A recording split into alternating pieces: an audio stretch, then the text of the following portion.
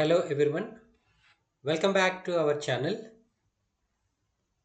Let's discuss the next topic, that is factors influencing on chemical shift values.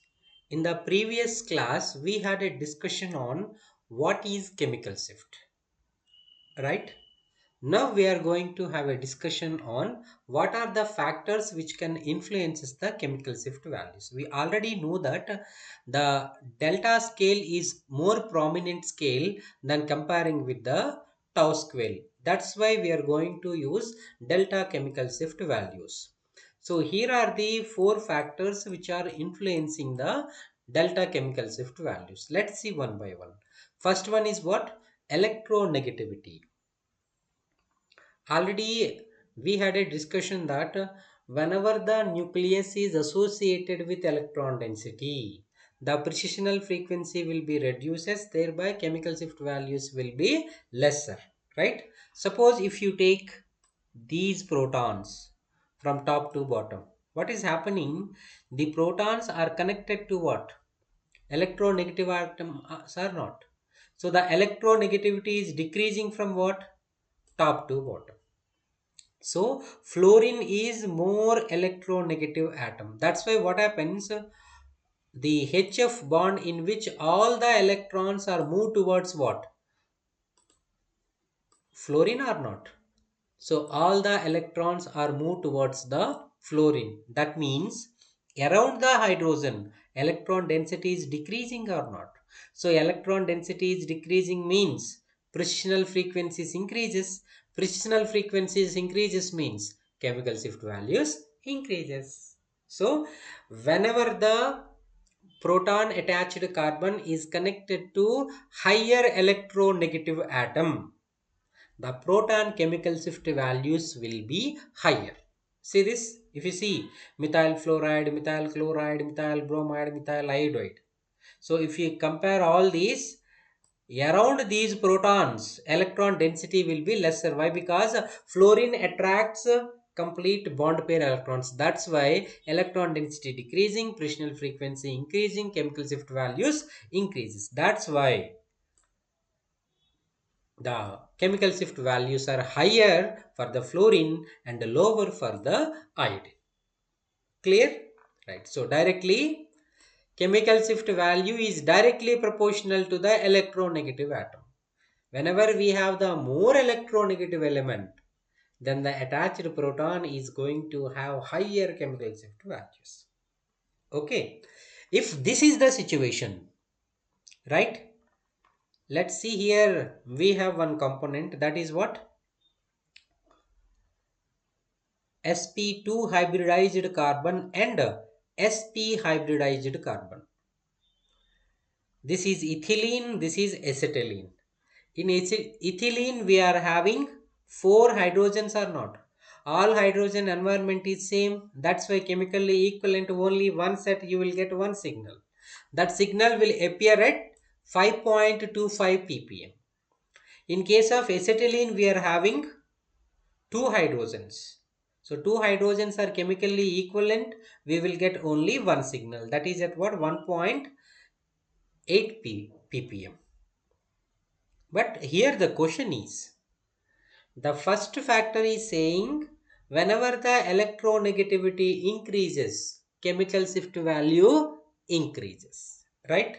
So this is sp hybridized and this one is sp2 hybridized. Already we know that electronegativity of sp hybridized carbon or atom is going to higher than comparing with the sp2 hybridized carbon. So according to the first factor, the acetylenic protons should have higher chemical shift values than comparing with the ethylene. But if you see the reality, that is reverse or not? It means the first factor is not always applicable. In generally, people observed that the first factor holds goods for the single bond containing compounds, not the pi bond containing compounds. If we have a pi system in a molecule, we need to use different criteria for the identification of the delta chemical shift values. Okay, let's see. Why the delta chemical shift values are higher for the alkene protons and lesser for the alkyne protons? What is the reason? The reason we can say it is anisotropic effect. This is one of the important concept in NMR, one of the best factor in the identification of chemical shift values of different protons which are attached to the pi systems.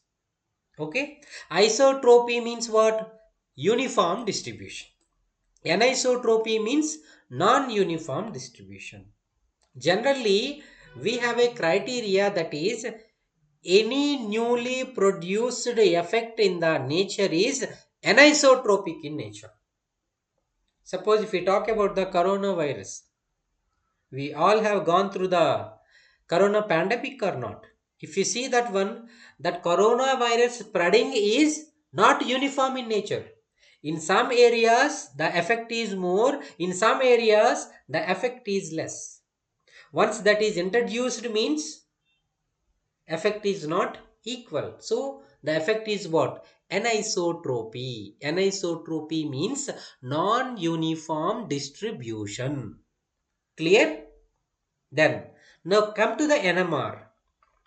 We all know that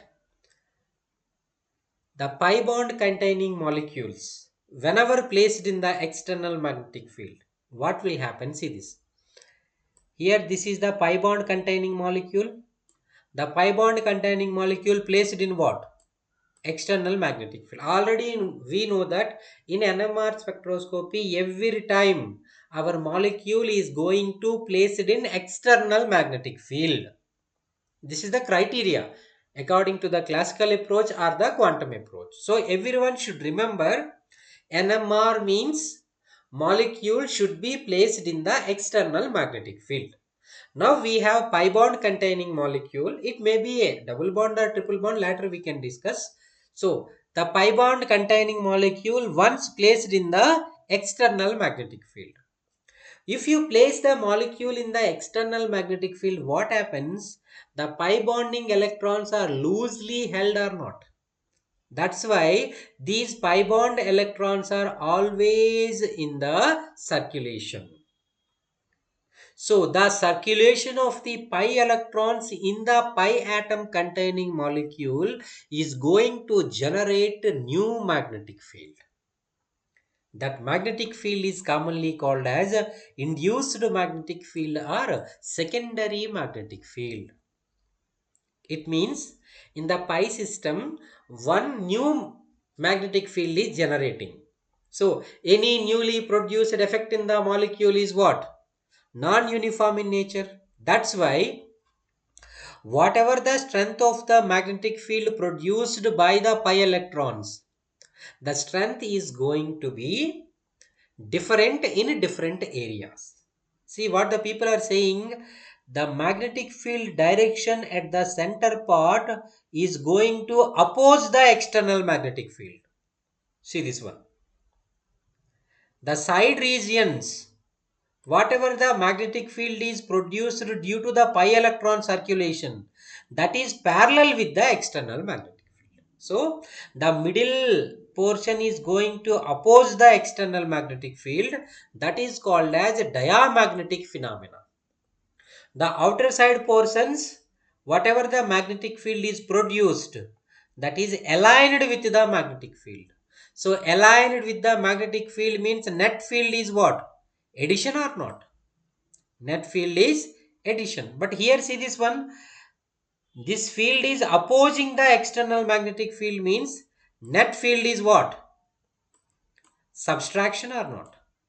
So at the center part, whatever the magnetic field is produced, that is opposing the external magnetic field. That's why subtraction phenomena takes place. In the surroundings, the magnetic field is aligning with the external magnetic field, that is addition. This region is called as paramagnetic region. This region is called as diamagnetic region. Simply we can say that diamagnetic region is commonly called as shielding region. paramagnetic region is commonly called as de-shielding region. Because of the shielding, what happens? Net field at the nucleus is going to be decreases. Because of the de-shielding, net field at the nucleus is going to be higher. In case of isolated nucleus, we observed overall field is affecting, that is diamagnetic, that is paramagnetic phenomena commonly called as de-shielding effect. Okay, if the nucleus is surrounded by the electron cloud, what is happening? Some field is going to be cancelled because of the induced circulation of the electron produces new magnetic field commonly called as a secondary magnetic field. Okay, so in diamagnetic phenomena we are observing shielding, in paramagnetic phenomena we are observing de-shielding. Okay, it means whenever the proton is present in the diamagnetic region, the chemical shift values will be less. Whenever the proton present in the paramagnetic region, the chemical shift values will be more. The fundamental concept: if the strength of the magnetic field increases, Fresnel frequency increases. Fresnel frequency increases, chemical shift value increases. So in the diamagnetic region, what is happening? Strength of the external magnetic field is decreasing or not? Why? Because opposing phenomena means cancellation of the fields takes place. So if nucleus is present here, the net field is going to be reduced. That's why strength is reducing, Fresnel frequency reducing, chemical shift value reducing. In case of paramagnetic region, what happens? Parallel in nature. More strength is going to be produced. That's why more strength means more Fresnel frequency, more chemical shift values. Okay. So that is the given in the form of paragraph. You can see this. Now come to the ethylene. In ethylene, we are having only one pi bond or not? So ethylene is placed in the external magnetic field. What happens? Ethylene containing one pi bond. So the pi bonding electrons involving in the circulation is going to produce new magnetic field. The new magnetic field is commonly called as induced magnetic field or secondary magnetic field. The secondary magnetic field is non-uniform in nature. That is commonly called as anisotropy. Because of the non-uniform distribution at the center part, the produced magnetic field is opposing the external magnetic field. At the outer portions, the produced magnetic field is aligned with the external magnetic field. So the center portion is called as diamagnetic phenomena, shielding region. The outer one is called as paramagnetic region, that is commonly called as de-shielding region. When the proton is present in the diamagnetic region, chemical shift values will be less. When the proton is present in the paramagnetic region, chemical shift values will be more. In case of the ethylene, what we are observing, all the four protons are present in the paramagnetic region or not? So because of the presence of all the protons present in the paramagnetic region, the chemical shift values of ethylene protons are higher in nature. Okay, now this is the region. Now come to the ethylene cone model. Generally, we have one model for the representation of diamagnetic and paramagnetic. Diamagnetic is represented with the plus sign, paramagnetic is present with the minus sign. So we have taken the molecule, formed the cone. So in the cone we are representing, this is diamagnetic phenomena. The left and right side one is the paramagnetic phenomena. So all the four protons are present in the paramagnetic region represented by negative sign. So chemical shift values are higher. So in case of acetylene, see this one. In case of ethylene, we are having only one pi bond. But if you take acetylene, how many pi bonds are there? Triple bond is a combination of two pi bonds or not? Okay, now because of the presence of the two pi bonds, what happens? Whenever the molecule is placed in the external magnetic field, what happens? These two pi bonds are initially perpendicular to each other. Whatever the triple bond containing two pi bonds, these are perpendicular to each other. Because of this reason, if you place this molecule in the external magnetic field, the molecule is not going to occupy this orientation. The molecule is occupying this orientation. The molecule is occupying this orientation whenever placed in the external magnetic field. Because of that reason, what happens? This region is what? Diamagnetic region or not? So two protons are present in which region? Diamagnetic region or not? Diamagnetic region means what? Less field experienced by the protons. Less field experienced means Fresnel frequencies are lesser. Fresnel frequencies lesser means delta chemical shift values are lesser. This is very important question during the interviews. Why the ethylenic protons chemical shift values are higher than comparing with the acetylenic protons? This is the reason. Okay, this is called as anisotropy. If you take the cone model, this one, simply you need to frame a cone depending upon the hydrogen place, then put the positive for diamagnetic, negative for paramagnetic. In case of aldehydes also same situation.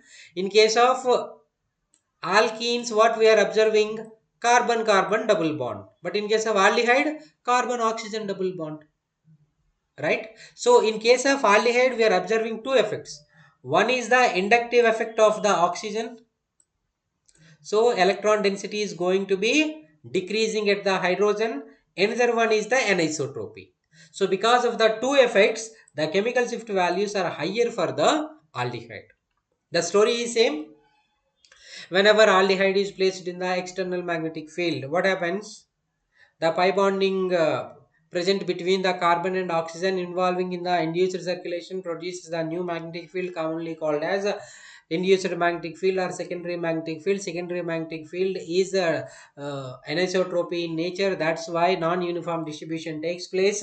If you observe the situation, the proton is present in the paramagnetic region. That's why net field is higher. Net field higher means Fresnel frequency higher. Fresnel frequency higher means chemical shift values are higher.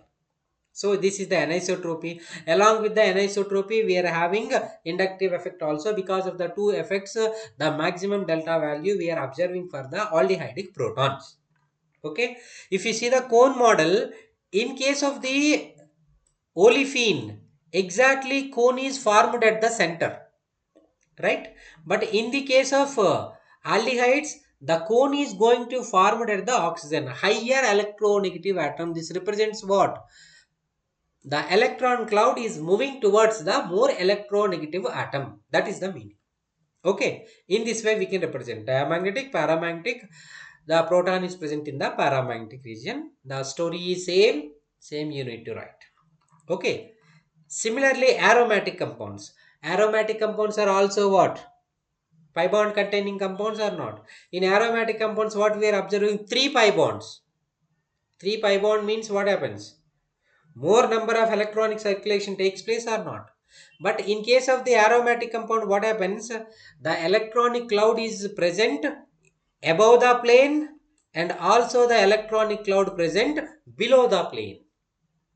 So the induced circulation of the pi electrons above the plane and the below plane, creating the ring current. What is the name? Creating ring current.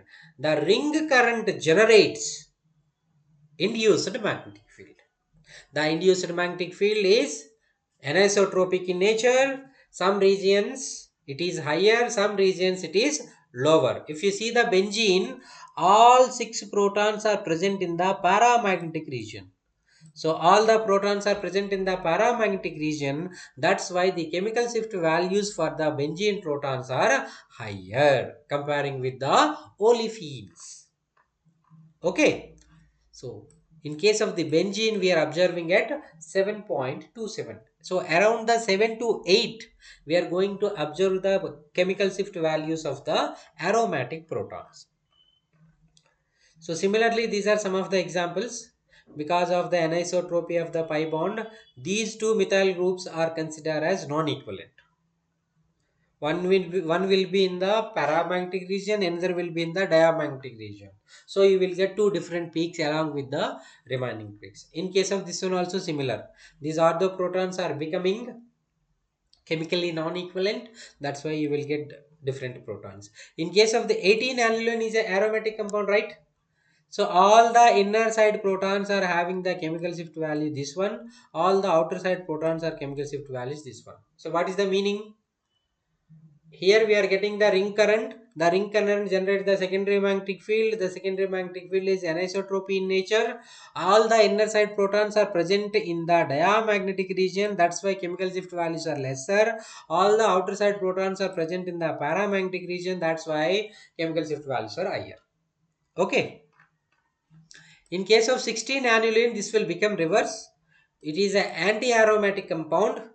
So because of the anti-aromatic nature, internal protons chemical shift values are greater than the outer null protons.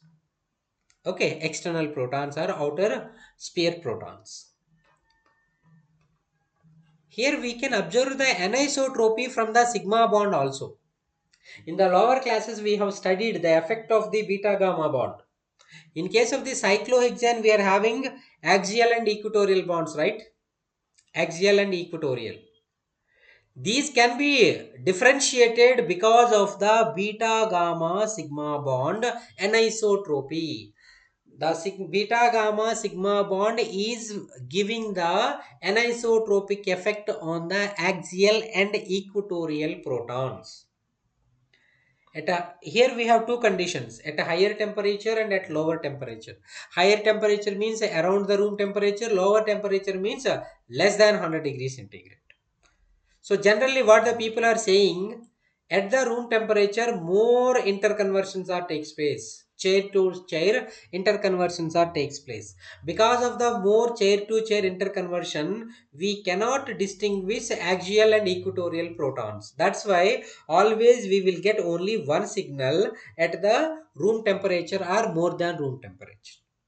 Suppose if you reduce the temperature, what happens? The interconversions are going to be reduced at minus 100 degrees centigrade. The positions are becoming rigid. There is no chair to chair interconversions at minus 100 degrees centigrade. That's why at that condition we can use the beta gamma sigma bond anisotropy. At that condition we can observe anisotropy, and C. H equatorial protons will be present in the paramagnetic region and axial protons will be present in the diamagnetic region. That's why axial proton chemical shift values are lesser than comparing with the equatorial set of protons. This is also called as dynamic NMR, dynamic proton NMR, temperature effect at the higher temperature and at the lower temperature. This is the description I have given for you. You can clearly study the description. You can get the information. Okay. Similarly, we can observe different kinds of the protons based on the anisotropy from the pi bonds. Okay. So this is all about the factors which are influencing. Right. First one is the what? Electronegativity effect. Second one is the anisotropy. Let's continue the remaining also. Before continuing that, let's see the chemical shift values of different protons. This is very very important. The delta scale is in between 0 to 20. In some of the textbooks people are writing 0 to 14, but in maximum cases we can get 20 also, right? So each and every student should remember all these chemical shift values, then only you could be able to determine the structure of unknown chemical compound. So whenever you watch this video, at that time write all these values in your notebook and by heart, like anything, by heart simply. So in your dream also you should have these values.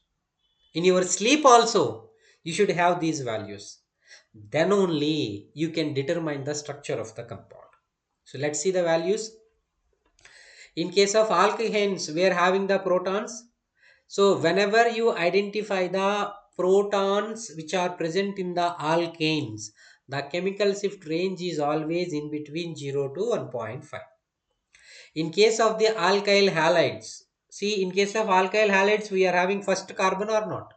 If the first carbon is attached to the hydrogen, if the first carbon is attached to the hydrogen, the chemical shift value range is in between 1.5 to 4.5. Already we have studied the electronegativity effect. If the electronegativity is more, electron density less, that's why chemical shift is higher. So these are the values from fluorine to iodine. So each and every value you should remember. So in case of alcohols and ether, whenever the simply oxygen is connected to the carbon, if the carbon is having proton, the oxygen may be in the form of ether or it may be present in the form of alcohol. So this hydrogen chemical shift value is going to be 3.8 to 4. Okay. Whenever the carbon is connected to electron withdrawing group, carbonyl group, ester group, amide group, cyano group, nitro group, whenever these type of groups are present, see the values. Nitrogen is more electronegative, that's why higher chemical shift value. Other than nitrogen, we are having different groups, the range is going to be like this. If you take allylic and benzylic protons, will be identified in this region 1.8 to 2.3, 2.1 to 2.5. All the values should be in your mind. I'm again and again emphasizing that each and every aspirant should remember all these values, then only you can easily identify the structure of unknown chemical compound without using UV visible spectra, IR spectra and mass spectra. That is up to you. By studying single NMR, do you want to predict the structure? Or by studying all the spectral technique, you can identify the structure, that is your wish. Okay, I suggest only read NMR 100% accuracy, then you will identify the structure of the couple. So in case of alkene protons 4 to 6.5, alkyne 1.5 to 3.5, anisotropy effect just we have discussed. In case of aromatic protons 6.5 to 8.5, aldehydic 9 to 1, heteroatom protons. See this one. This is also a proton but connected to oxygen. Then this is 1 to 8, nitrogen 1 to 5. Phenolic proton 10 to 13, carboxylic acids 11 to 14, thiols 1 to 3, enolic protons 16 to 18, carbonium ion related 21 ppm. That's why the people are saying generally the scale is in between 0 to 20 ppm. Okay, so remember all these values.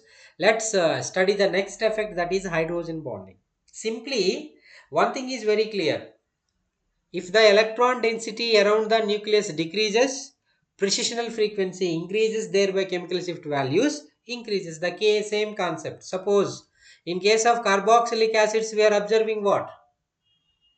Hydrogen bond or not? See, if you take two molecules of the carboxylic acid, we will identify the hydrogen bonding in this way. See this one, the hydrogen is surrounded by two oxygen atoms or not? So two oxygen atoms are more electronegative in nature or not? That's why what happens? These bonding electrons move towards oxygen. These bonding electrons move towards oxygen. So if the electron density is moving towards the oxygen, so at the hydrogen is electron density decreasing or not? So at the hydrogen electron density decreasing means precessional frequency decreasing, chemical shift value increasing. So simply what is the conclusion? Whenever the hydrogen bonding is present, then we can say that the hydrogen bonded associated proton chemical shift values are higher. Okay. So increasing in temperature increases the acidic character of the heteroatom protons, with in turn increases the delta chemical shift values. The next one, polarity of solvent. So generally we know that we are using two types of solvents, polar solvents and non-polar solvents. If you use the non-polar solvent, there is no influence on the hydrogen. So simple values. In case of the polar solvent DMSO, if you use, what is happening? See this, the hydrogen is going to form a hydrogen bond with the oxygen. That's why what is happening. At the hydrogen, electron density decreasing or not? Electron density decreasing means chemical shift values increases. So what is the conclusion? Whenever the polar solvent is used, the chemical shift values will be increased. Whenever the less polar solvent will be used, the chemical shift values will be decreased. Okay, next one, simple concern, electronegativity effect. If the number of electronegative atoms are increasing, what will happen? Electron density decreasing. Electron density decreasing means frictional frequency increasing, chemical shift value increasing. That's why from left to right, chemical shift values are increasing. Okay, if you take alpha beta unsaturated carbonyl compounds, in case of alpha beta unsaturated carbonyl compounds, already we know that for aldehyde proton 9 to 11, this is fixed. But at alpha and beta position, if you have hydrogens, we need to identify which proton should have the more chemical shift value. What the people are saying? Conjugation.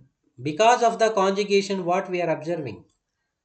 Positive charge at the beta carbon or not.